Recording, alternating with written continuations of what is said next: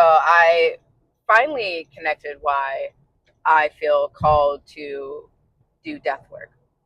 I'm headed to my death doula meeting right now, and I finally understand why I feel so called to death work. And the understanding came through doing a death meditation recently. And it's death meditation where you contemplate death. And there's I think it's 9 contemplations of death.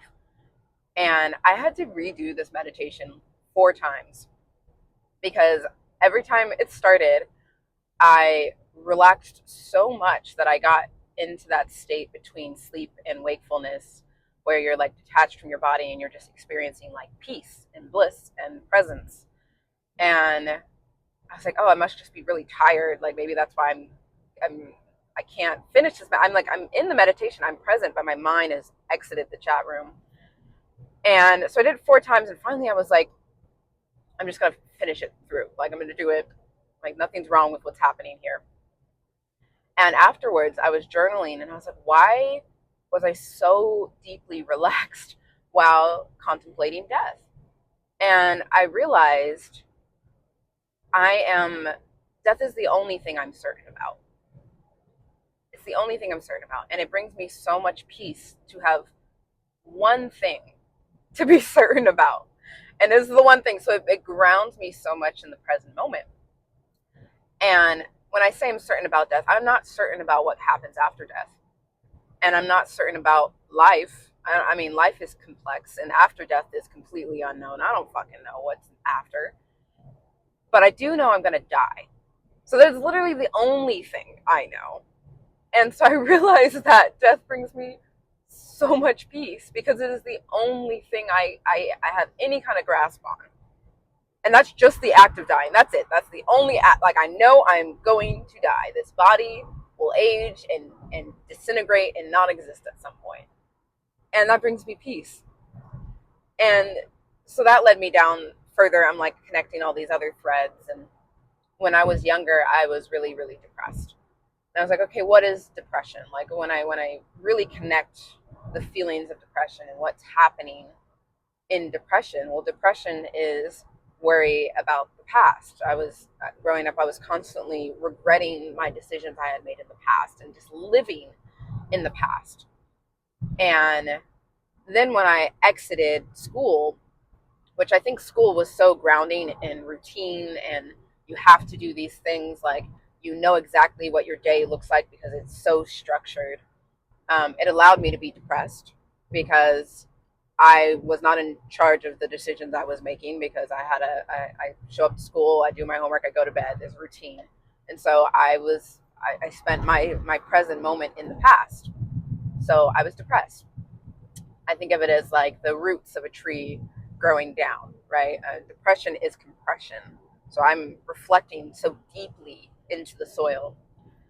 And then after school, when I no longer had structure and I was free to do anything with my life, I was anxious as fuck.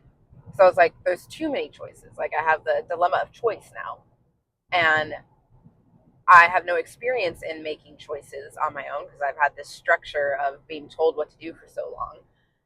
And so I'm anxious as fuck. I'm worried that every decision I'm going to make is going to fuck me over because I have no proof of it not. I have no proof of it fucking me over, but I also have no proof of it not. So it's just then I'm stuck. And then I'm making decisions based off of other people's experiences because that feels safe.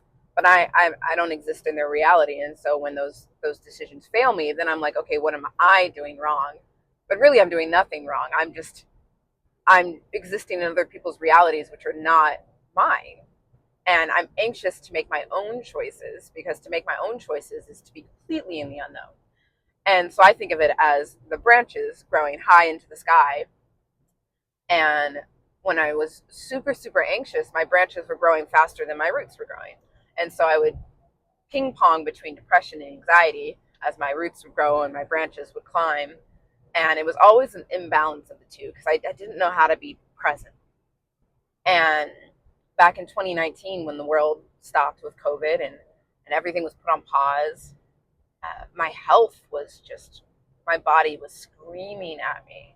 It was completely adverse to the way I was living my life. Everything was out of alignment. And so my body was sick. It was severely sick. And I was so sick for the next 3 years, so grounded in my body because of how much pain I was in, that I got really, really close to death. I started contemplating death. For those 3 years, I thought I was dying. I mean, the old me was dying, and the present me was on the cusp of choosing life or death. And so I spent those 3 years on the cusp of life and death, and super close to death, super close to pain, super in the present moment, which is death. And everything got simpler in that. And so connecting all the threads, I'm back to death. I realize that I find, now that I'm not in the pain, like pain no longer is my teacher of presence. I don't need pain to make me present anymore.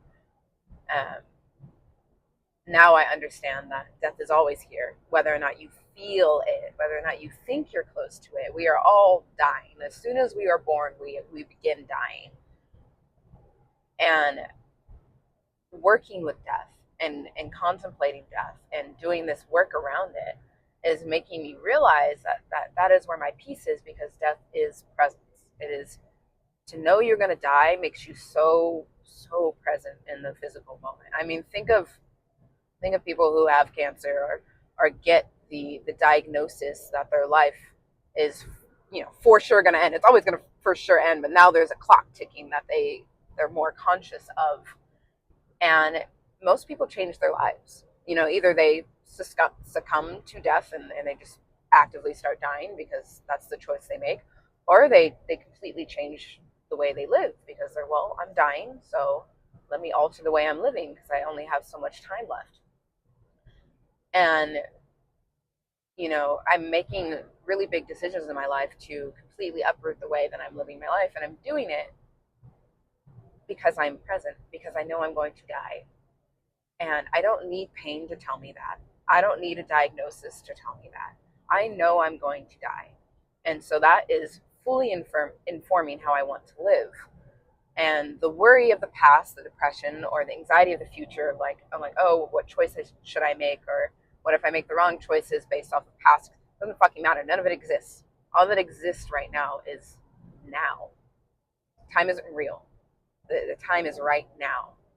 And the closer I get to death, the closer I dance with life. And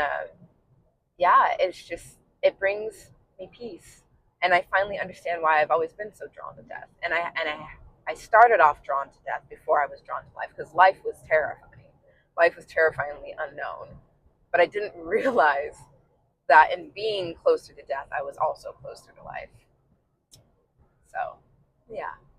It's the more that I uproot my life and the more that I align with what feels good in the present moment, fuck whatever the future looks like. I don't know. I have no way of knowing what the future looks like. And my past is my past. I'm not the past person I was who made those choices.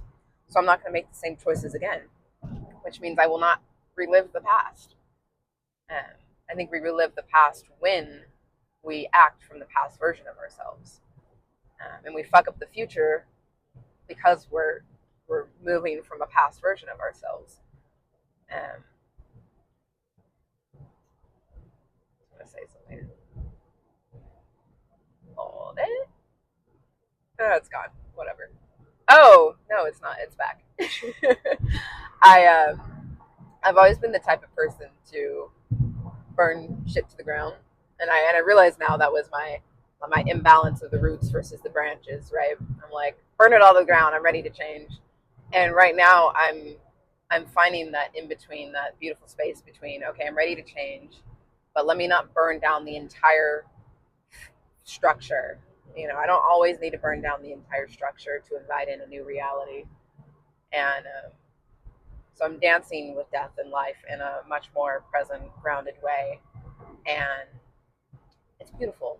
And it's really unknown. But I'm really curious. And it feels right.